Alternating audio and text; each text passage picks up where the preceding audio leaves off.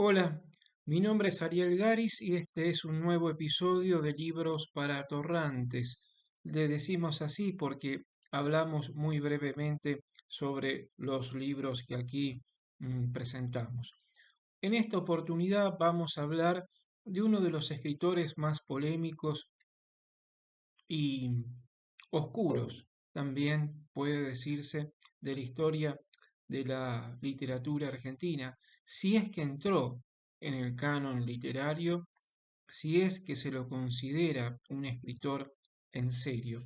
Nos referimos a un personaje de la política, de la vida social, de la vida pública, de la vida de las élites, podemos decir así, de principios del siglo XX, en la primera mitad del siglo XX argentino, y que en sus ratos libres hacía como una especie de catarsis y escribía. Nos referimos al escritor, si corresponde llamarlo así, sí, corresponde, porque escribía. Ahora, todo aquel que escribe puede llamarse escritor. Guiraldes decía, hay escribidores y escritores. Bueno, se trata de Raúl Barón Visa. Barón Visa, un hombre bastante oscuro, que dejó bastante que desear a lo largo de su vida y que esta es una especie de novela mm, trágica. Bien, Barón Visa nació en Buenos Aires en 1899 y a muy temprana edad comenzó a militar en el Partido Radical, ¿no? Apoyando al líder de la Unión Cívica Radical, Hipólito Yrigoyen. De familia muy rica, tenían estancias, grandes extensiones de tierra en Córdoba, en Altagracia, en Capital Federal eran dueños de muchos terrenos y de locales comerciales. Creo que los que están, los locales debajo de la avenida 9 de Julio le pertenecían a su familia. Entonces Barón Visa siempre tuvo una vida de playboy, de bon vivant, un dandy, todo un dandy. Aprovechó al máximo la fortuna familiar y él también hizo lo suyo, también se dedicó a, a realizar varios negocios, fue un empresario que tuvo éxito, sobre todo trajo el cultivo del olivo, ¿no? Fue uno de los pioneros en este sentido. Bueno, Barón Visa va a hacer un largo viaje por Europa, como acostumbraban todos los niños bien, ¿no? Toda la gente que se considera un bon vivant. Incluso el dicho tirar manteca al techo, dicen que le corresponde a él, porque en Europa se ocupaba de hacer literalmente tal cosa, de tirar manteca al techo para dar eh, signos de su opulencia económica. En 1930 va a conocer a una actriz, Miriam Sterford, que era también aviadora, se casan y la trae a vivir al país. Al poco tiempo, Miriam Sterford tiene un accidente en un avión en la provincia de San Juan, cuando intentaba unir a todas las provincias argentinas, y sobre ese accidente se ha comentado mucho. Bueno, lo dejamos en dudas. Pasan algunos años, no muchos, y en 1935 Barón Visa contrae matrimonio con la hija de quien va a ser gobernador de la provincia de Córdoba, Clotilde Sabatini. Amadeo Sabatini era un líder radical muy importante, un presidenciable, el único que después en la década del 40 podía hacerle sombras a Perón, nada más y nada menos. Clotilde era 20 años menor que él. El matrimonio nunca fue aprobado por el padre de Clotilde Sabatini. Sin embargo, se casaron.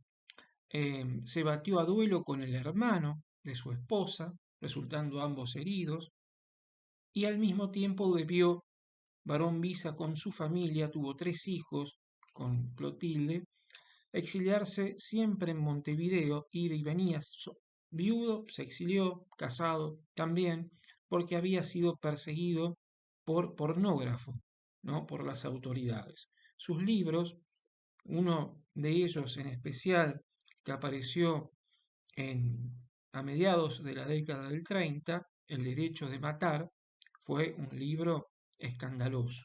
Barón Visa quería presentarse como una especie de marqués de Sade criollo, ¿no? Al argentino. Alternaba citas filosóficas, perífrasis, esto, hablar con tantas palabras para decir poco, ¿no? Con historias sórdidas siempre relacionadas con la actividad sexual. Al mismo tiempo, en su faceta de periodista, atacaba al poder, a los presidentes como Uriburu, justo de forma este, ácida, ¿no? Ácida, esa palabra, recordémosla. Bien, de vuelta al país, Barón Visa siempre protagonizando escándalos, el peronismo se aprovechó de algunos escándalos protagonizados por él para hacerlo quedar mal a Sabatini y al radicalismo en esa pugna entre peronistas, antiperonistas, radicales, etc. Bien, lo cierto es que siempre alternó entre su residencia en Buenos Aires y su estancia en Altagracia. Ahora bien, en 1964, mientras iniciaban el divorcio con Clotilde Sabatini, le arrojó un vaso de whisky con ácido sulfúrico en la cara mientras estaban los abogados presentes en el departamento, en Buenos Aires. La llevan al Instituto del Quemado. Cuando regresan, esto ocurrió en 1964, insisto, Barón Visa se había suicidado, se había disparado en la sien. Clotilde Sabatini va a morir muchos años después, en 1978, arrojándose del balcón de ese mismo departamento. 2 de los hijos de Barón Visa, un hijo y una hija, también se suicidan. Y este libro, Punto Final, esta novelita, una novela corta, una edición viejísima, como podrán ver, porque no hay más ediciones sobre el autor, hay muy pocas, es de 1942, cuenta la historia de yo, ¿no? Una especie también de sí mismo. Y aquí Ego va a protagonizar, por supuesto, diferentes eh, escándalos y aventuras amorosas, ¿no? Y el libro está lleno de citas morales, y aquí hay, por ejemplo, yo señalé esto de que burgueses, ricos, millonarios, no pensaron en el Estado escrito musulmán, ni que la vida, puntos suspensivos. Tiene ese estilo de escribir, también oscuro como su personalidad. Vaya a saber los estados mentales en el que Barón Visa se encontraba cuando escribía.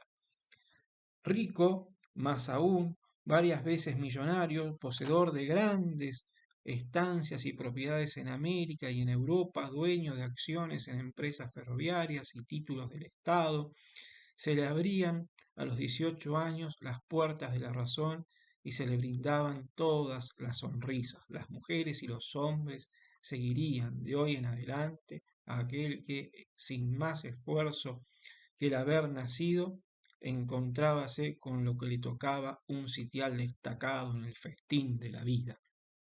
Ese era él, se está describiendo a sí mismo. Punto Final es autobiográfico, porque también termina con un alegato sobre el suicidio. Hacía catarsis en el papel. Es por eso que su obra, no, como función literaria, habría que preguntarse qué rol cumple. Pero un personaje que pasó por la historia de la cultura argentina, y aquí lo hemos tratado. Chao.